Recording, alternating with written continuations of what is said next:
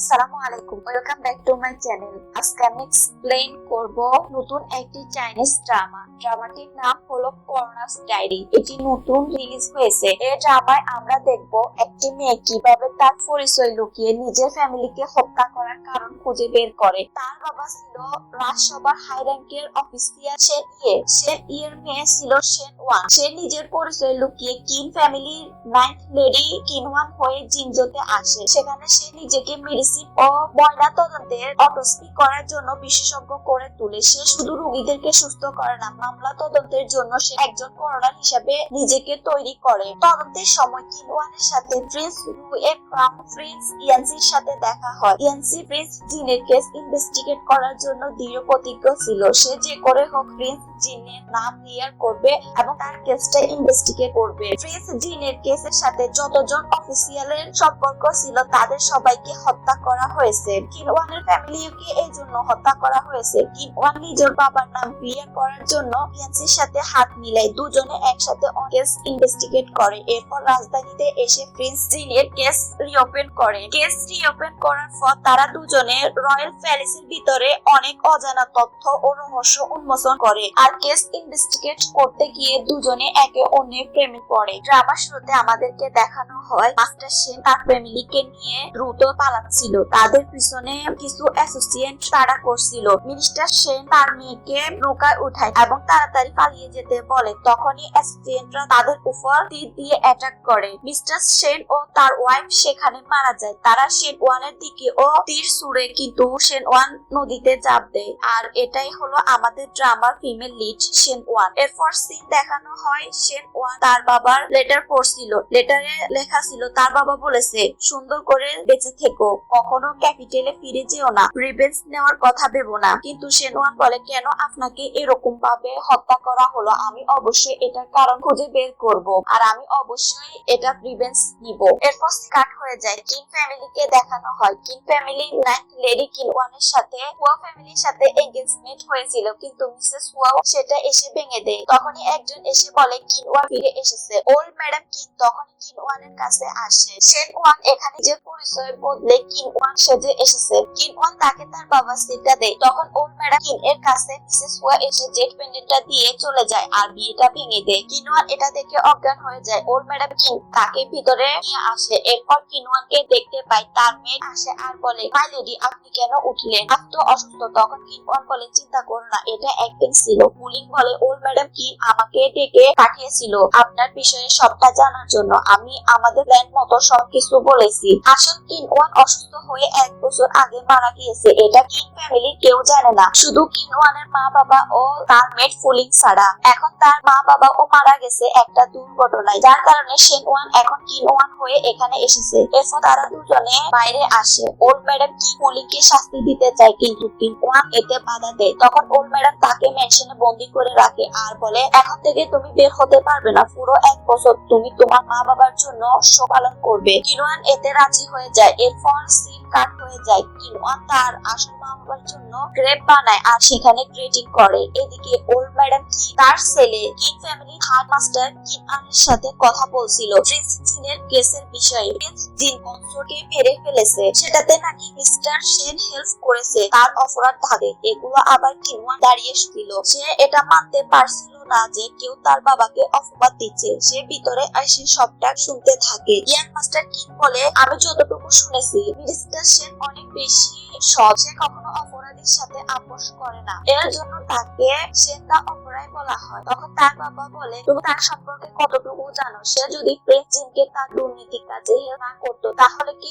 Imperial তার পুরো ফ্যামিলিকে মেরে ফেলার আদেশ দিত? সে নিশ্চয়ই কিছু করেছে যার কারণে তার পুরো ফ্যামিলিকে মেরে ফেলা হয়েছে। কিনওয়ানের এগুলো শুনে অনেক বেশি কষ্ট হচ্ছিল। তার বাবার সম্পর্কে সবাই অনেক বেশি বাজে কথা বলছিল। এরপর সে মন খারাপ করে হাঁটতে থাকে। সে চিন্তা করে তাকে যে করে হোক এখন ক্যাপিটালে ফিরে যেতে হবে, এই জিনের কেসটা রিওপেন করতে হবে। তখনই একজন লেডি অসুস্থ হয়ে পড়ে, তার মেড হেল্পের জন্য কিনওয়ানকে ডাকে। কিনওয়ান তাকে হেল্প করে, সে একটা প্রেসক্রিপশন দেয় মেডকে। এরপর সে পুলিং এর সাথে কথা বলছিল। সে বলে, আমি নিজের চোখে দেখেছি আমার বাবা কতটা অনেস্ট পারসন ছিল, তাই যত দ্রুত সম্ভব তার উপরে আনা এসব মিথ্যা অভিযোগ মুছে ফেলতে হবে। আমি যতদূর সম্ভব রাজধানীতে যাওয়ার চেষ্টা করব। পুলিং বলে, আমি ওল্ড ম্যাডাম কিনকে গিয়ে রিকোয়েস্ট করছি সে যেন তোমাকে রাজধানীতে যাওয়ার জন্য অনুমতি দেয়। কিনওয়ান বলে, সে আমাকে এত সহজে যেতে দিবে না, আমাকে যে কোনো একটা উপায় বের করতে হবে। পুলিং বলে, এখন থেকে তোমার সকল কাজে আমি তোমাকে হেল্প করব, বিপদে আপদে তোমার পাশে থাকবো। এদিকে ওল্ড ম্যাডাম কিনকে দেখানো হয়, সেখানে প্রিন্স ইয়ংনিং আসে। সে কিং ফ্যামিলির ইয়াং লেডিদের দেখতে থাকে আর মেডকে ইশারা করলে মেড বলে না। মেড তখন ওল্ড ম্যাডাম কিংকে বলে, গ্র্যান্ড প্রিন্সেসকে সুস্থ করার জন্য কৃতজ্ঞতা প্রকাশ করতে আমরা এখানে এসেছি। মেড তখন বলে, আমরা কিং ফ্যামিলির অন্য ইয়াং লেডিকে খুঁজছি যে কিনা গ্র্যান্ড প্রিন্সেসকে সুস্থ হতে হেল্প করেছিল। এটা শুনে ওল্ড ম্যাডাম কিং অনেক অবাক হয়ে যায়। এরপর সে তার মেয়ে জাহিকে বলে কিনওয়ানকে ডেকে আনতে, তাকে বলবে প্রিন্সেস ইয়ংনিং এসেছে, তাকে ডেকে। এরপর সে কিনওয়ানের কাছে আসে আর বলে, তোমাকে দেখতে প্রিন্সেস ইয়ংনিং এসেছে, তুমি যাকে হেল্প করেছো সে হচ্ছে গ্র্যান্ড প্রিন্সেস, তাই তার গ্র্যান্ড ডটার প্রিন্স ইয়ংনিং তোমাকে কৃতজ্ঞতা জানাতে এখানে এসেছে। সে ওয়ানকে একটা ড্রেস দেয় আর বলে, এটা চেঞ্জ করে এসো। ওয়ান অনেক বেশি খুশি হচ্ছিল। সে বলে, আমি তাকে দেখে মনে করছিলাম সে নোবেল ফ্যামিলি, তো সে যে গ্র্যান্ড প্রিন্সেস হবে এটা আমি ভাবতেও পারিনি। মেড বলে, ইয়াং লেডি তুমি অনেক লাকি, তুমি ইম্পেরার আন্টি গ্র্যান্ড প্রিন্সকে বাঁচিয়েছো। ওয়ান বলে, মনে হচ্ছে আমরা খুব দ্রুত এই ক্যাপিটালে ফিরে যেতে পারবো।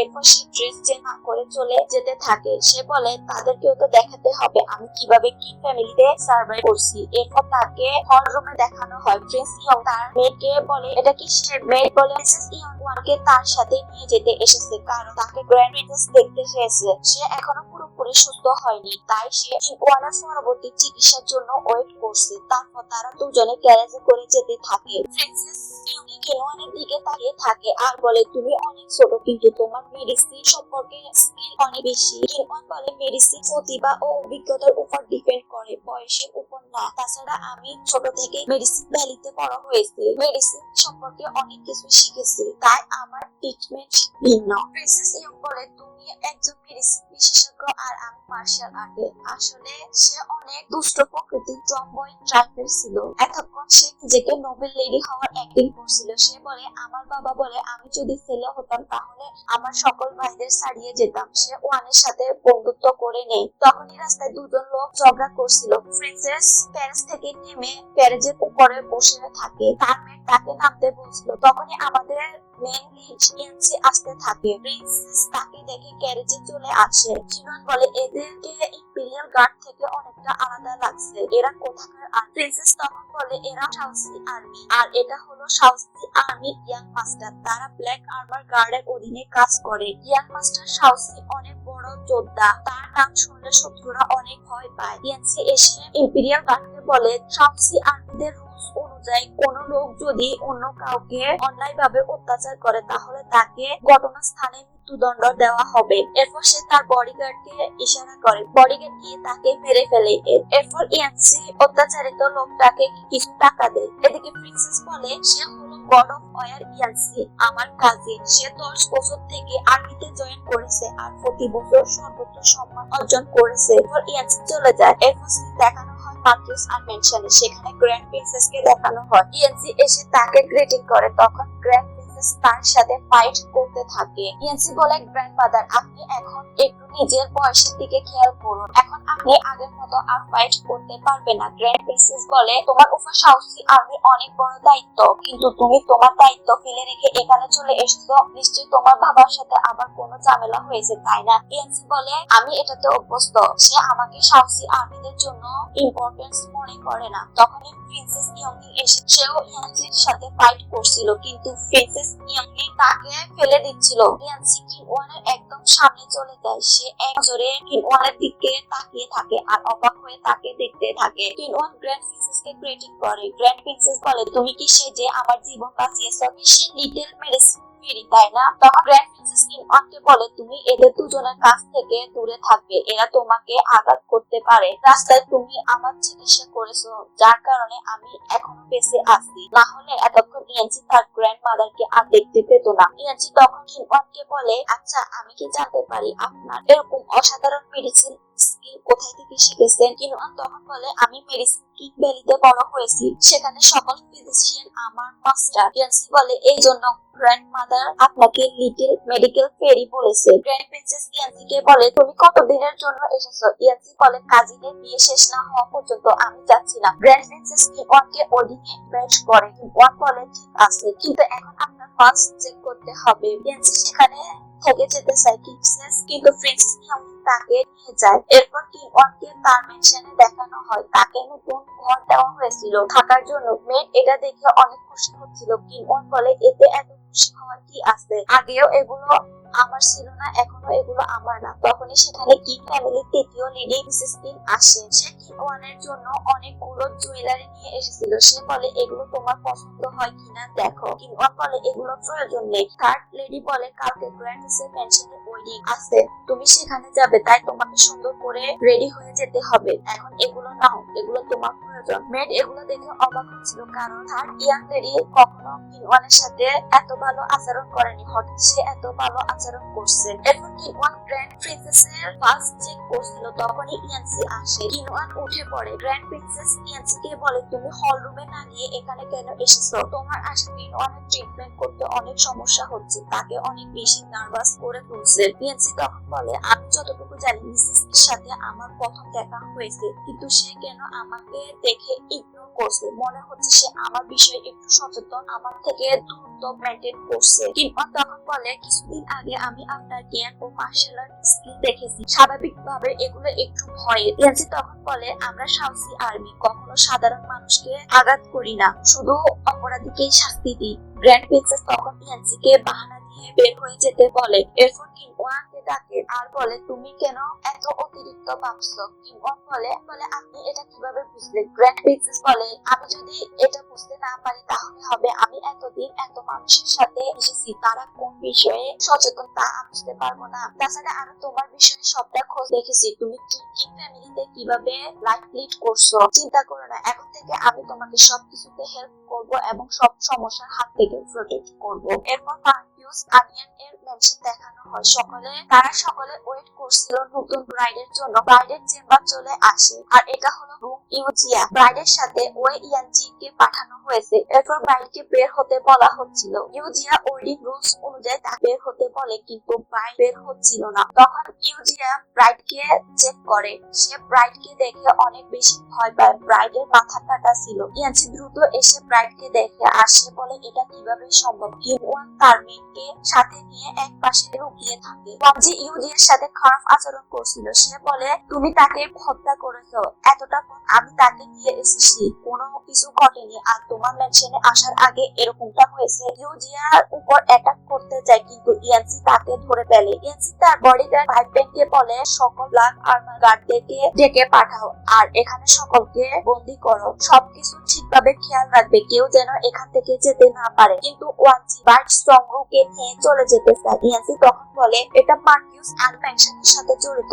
তাই তার নাম ক্লিয়ার করা ছাড়া আপনি এখান থেকে যেতে পারবেন না, সকলকে জিজ্ঞাসাবাদ করা হবে। তখন ওয়ানজি তার গার্ডদের ডাকে, সে জোর করে সংরোকে নিয়ে যেতে চায়। ইয়ানচি তখন তার গার্ডদেরকে ডাকে আর বলে, ব্রাইডের সাথে যতজন এসেছে তাদেরকে নিয়ে যেতে। কিনওয়ান এসে দেখে বলে, যদি ব্রাইডকে পথে মারা হয় তাহলে ব্রাইডের সাথে আসা সার্ভেন্ট ও মেড গুলোই বেশি সন্দেহজনক। এগুলো আবার ইয়ানচি শুনতে পায়। মেড ফুলিং কিনওয়ানকে বলে, এখানে বেশি থাকলে আমাদের সমস্যা হবে, তাই দ্রুত ফিরে চলুন। কিন্তু কিনওয়ান তখন তাকে বলে, এটা আমাদের জন্য অনেক বড় অপরচুনিটি, তাই এটা কাজে লাগাতে হবে। মার্কিউস আনিয়ান তার ছেলেকে বলে, তুমি এখান থেকে চলে যাও। সে বলে, আমি কিছু করিনি। তার বাবা বলে, তোমার জন্য তোমার গ্র্যান্ডমা অসুস্থ হয়ে পড়েছে, যদিও এটা তোমার উপর মিথ্যা অভিযোগ, কিন্তু তোমার গ্র্যান্ডমা যেহেতু অসুস্থ হয়েছে, তাছাড়া ফ্যামিলি রেপুটেশন খারাপ হয়েছে, তাই যতদিন তোমার নাম ক্লিয়ার না হবে ততদিন তুমি পেনশন থেকে বের হবে না। এরপর মার্কিউস জিনচো এর প্রিফেক্ট লর্ড হুয়াকে ডাকে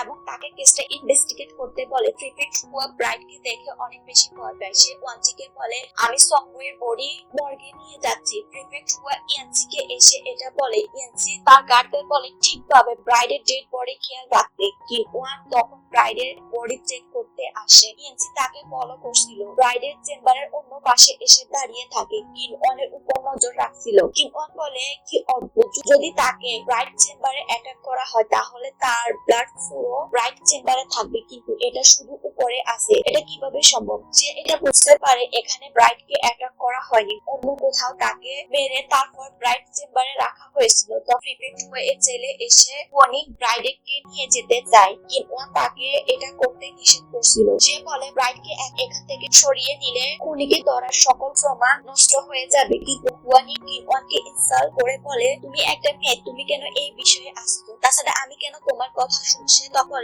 আমি বুঝতে পেরেছি তোমার সাথে আমার এনগেজমেন্ট ক্যান্সেল হওয়ায় তুমি আমার উপর ক্ষেপে আসো, তাই আমার অফিসিয়াল কাজে বাধা দিতে এসেছো। তখন কিওয়ান কিছু না বলে চলে যায়। এরপর তাকে নিজের রুমে দেখানো হয়। সে বলে ডিউক সং এর মেয়ের কেসে ইনভেস্টিগেটের করার কাজ করার জন্য আমাকে গ্র্যান্ড প্রিন্সেসের বিশ্বাস অর্জন করতে হবে, তাই আমি যে করে হোক এই সুযোগটা কাজে লাগাবো। আমি আমার বাবার কাছ থেকে মামলা ইনভেস্টিগেট করার করোনার কাজ শিখেছি। আমি আমার এই অভিজ্ঞতা দিয়ে আমার বাবা শেন ই ও কিওয়ানের বাবা কিন লিয়াং এর নাম ক্লিয়ার করব। তাদের দুজনকে কেন হত্যা করা হয়েছিল তার আসল কারণ খুঁজে বের করব। এদিকে ইয়ানসি তার গার্ড পাইপেংকে কিওয়ানের বিষয়ে ইনভেস্টিগেট করতে বলেছিল। পাইপেং বলে সে 10 বছর ধরে মেডিসিন বেলিতে ছিল তার বাবা কিন লিয়াং এর সাথে। তারা এখানে ফেরার সময় জাহাজ দুর্ঘটনায় তার মা বাবা মারা যায়, কিওয়ান বেঁচে থাকে। তাছাড়া কিন লিয়াং এর তার ভাইদের সাথে খুব একটা যোগাযোগ করতো না, তিনি সবসময় মেডিসিন বেলিতে থাকতো,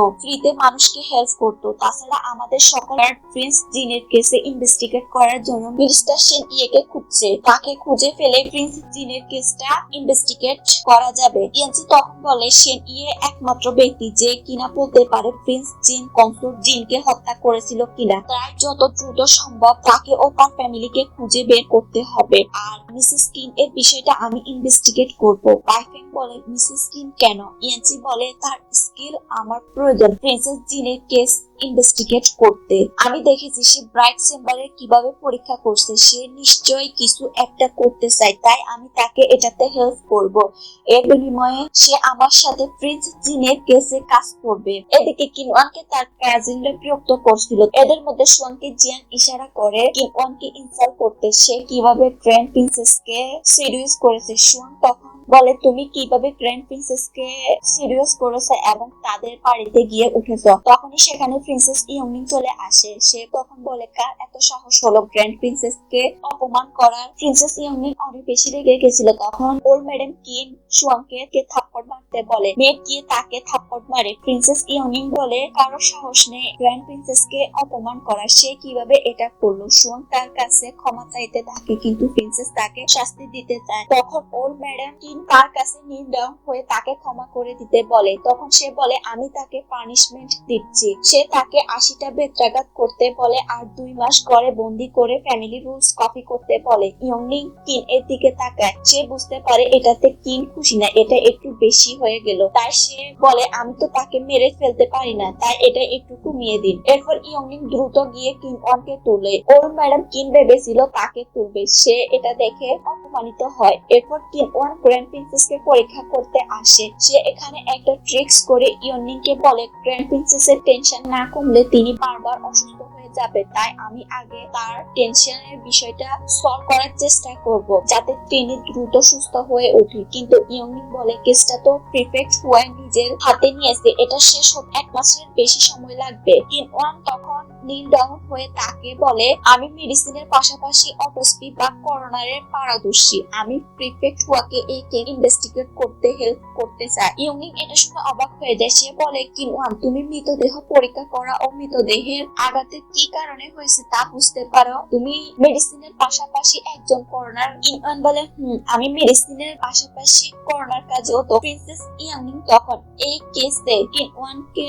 কাজ করতে দিতে রাজি হয়। এরপর সে কিনওয়ানকে নিয়ে মর্গের সামনে আসে। সেখানে ইয়ানচি ছিল। সে কিনওয়ানকে দেখে। ইয়ানচি বলে, আমি শুনেছি আপনার অটোস্পিতে অনেক ভালো দক্ষতা আছে, আপনি কেন এই কাজটা করতে চান, আমি কি জানতে পারি? কিনওয়ান তখন বলে, গ্র্যান্ড প্রিন্সেসকে সুস্থ করতে, তাছাড়া আমার একটা পার্সোনাল রিজন রয়েছে। আমি মেডিসিনের থেকে অটোস্পি বা করোনার হতে বেশি পছন্দ করি, তাই আমি এটাতে কাজ করার জন্য চেষ্টা করছি। তখন ইয়ানচি বলে, আচ্ছা ঠিক আছে, আমি তোমাকে এটাতে হেল্প করব। এরপর তারা প্রিফেক্ট হুয়া এর কাছে আসে। ইয়ানচি কিনওয়ানকে প্রিফেক্ট হু এর সাথে পরিচয় করিয়ে দেয়। এরপর লর্ড হু এর সাথে কেস নিয়ে কথা বলতে থাকে। ব্রাইডের মাথা খুঁজে পেয়েছে কিনা জিজ্ঞাসা করে কিনওয়ান, কিন্তু লর্ড হুয়া বলে, তাকে আমরা মাথা ছাড়া পেয়েছি, এখন তার মাথা আমরা কোথা থেকে খুঁজে বের করবো। কিনওয়ান তখন বলে, আমি করোনার বা অটোস্পি রিপোর্টটা দেখতে চাই। লর্ড হুয়া সেটা তাকে দেখাতে চায় না। তখন ইয়ানচি বললে সেটা দে। কিনওয়ান এটা দেখে বুঝতে পারে এখানে কিছু রিপোর্ট করা হয়নি। কিনওয়ান তখন বলে, এটাতে কেন কিছু রিপোর্ট করা হয়নি? যেহেতু এটাতে কিছুই রিপোর্ট করা হয়নি, তাহলে আমরা কিভাবে বুঝবো যে এটা সংরু এর বডি? এটা তো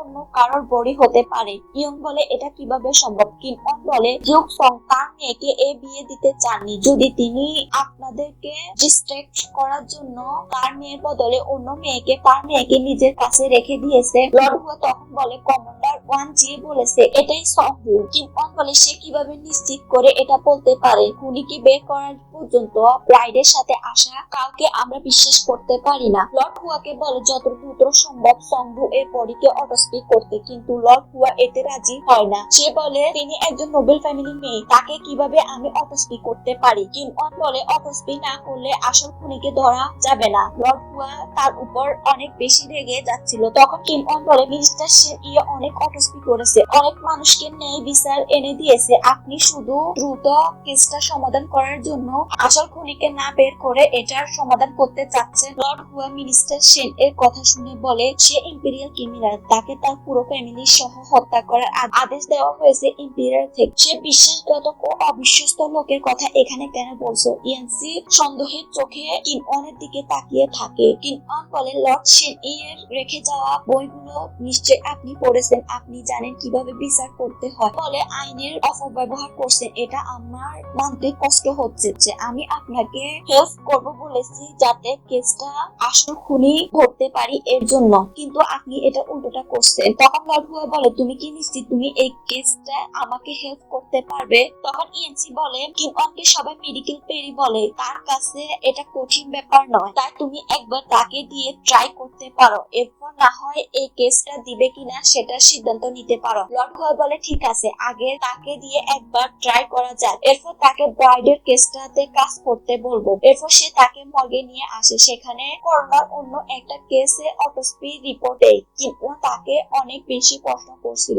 ভিকটিম এর বিষয়ে, সে কিভাবে মারা গেল, তার বডিতে কোনো রোগ আছে কিনা ইত্যাদি, এসব সম্পর্কে করোনার এটার কোনো আনসার দিতে পারে না। তখন সে বলে, আমি নিজেই ডেড বডির অটোস্পি করব। এরপর সে অটোস্পি করতে থাকে। অটোস্পি করার আগে সে সবাইকে একটা মেডিসিন দেয়। সকলের ডেড বডি দেখে অনেক খারাপ অবস্থা হয়ে যায়, কিন্তু লোকটার অটোস্পি করতে থাকে আর সবকিছু অন্য করোনা লিখতে থাকে। কিছুক্ষণ পরে লর্ড হুয়া ভমিট করতে করতে বের হয়ে আসে। তার অবস্থা অনেক বেশি খারাপ ছিল। ইয়ংইং বাইরে থেকে দেখার চেষ্টা করছিল ভিতরে কি হচ্ছে, কিন্তু সে কিছুই দেখতে পায় না। এর মধ্যে অন্য করোনারও বের হয়ে আসে ভমিট করতে করতে। কিনওয়ান ডেড বডি হৃৎপিণ্ড বের করে করোনার জুহিকে ডাকে। তখন ইয়ানসি বলে, সে বমি করতে বাইরে চলে গেছে। কিনওয়ান তখন বলে, আপনি কতক্ষণ এখানে আছেন? ইয়ানসি বলে, শুরু থেকে। কিনওয়ান বুঝতে পারে ইয়ানসি তাকে পরীক্ষা করছিল, সে নিশ্চয় তার পরিচয় নিয়ে সন্দেহ করছে। সে ইয়ানসিকে বলে, আমি অটোস্পি করতে দক্ষ, এটা একটু সিক্রেট রাখবেন যেন অন্য কেউ জানতে না পারে। ইয়ানসি বলে, ঠিক আছে। এরপর সে লর্ড হুয়াকে